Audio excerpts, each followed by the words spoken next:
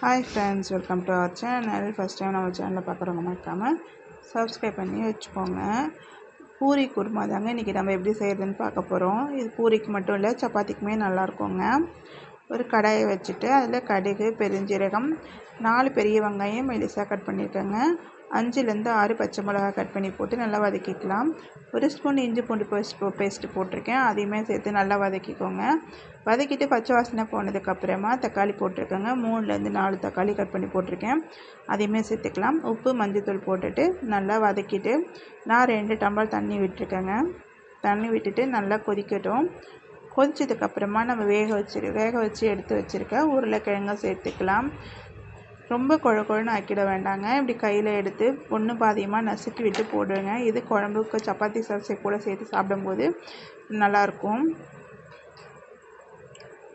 போட்டுட்டு நல்லா கிண்டி விட்டுடுங்க. ஒரு கொதி வரட்டும்.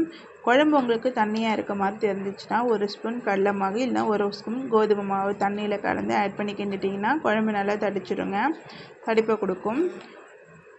இப்போ நான் சுட சுட பூரி போட்டு எடுத்துக்கிறேன். இது பசங்க லஞ்ச் பாக்ஸுக்குமே செஞ்சு கொடுக்கலாங்க. ஈஸியாக காலையில் வேலை முடிஞ்சிடும். நல்லா புசு புசுன்னு பூரி. பசங்களுக்கு நான் பூரியும் சுட்டுருக்கேன், எங்களுக்கு நாங்கள் சப்பாத்தி சுட்டு எடுத்துக்கிட்டோங்க.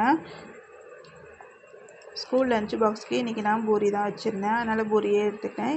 இந்த பூரி கூட சுட சுட குருமா வச்சு சாப்பிடும்போது அவ்வளோ டேஸ்ட்டாக இருக்குங்க. இந்த குருமாவை செஞ்சு பார்த்துட்டு எப்படி இருக்குன்னு கமெண்ட் பண்ணுங்கள். மறக்காமல் நம்ம சேனலை சப்ஸ்கிரைப் பண்ணிக்கோங்க. பக்கத்தில் இருக்க பெல் ஐக்கானை கிளிக் பண்ணிக்கோங்க. உங்கள் ஃப்ரெண்ட்ஸ் அண்ட் ஃபேமிலிக்கு ஷேர் பண்ணுங்கள்.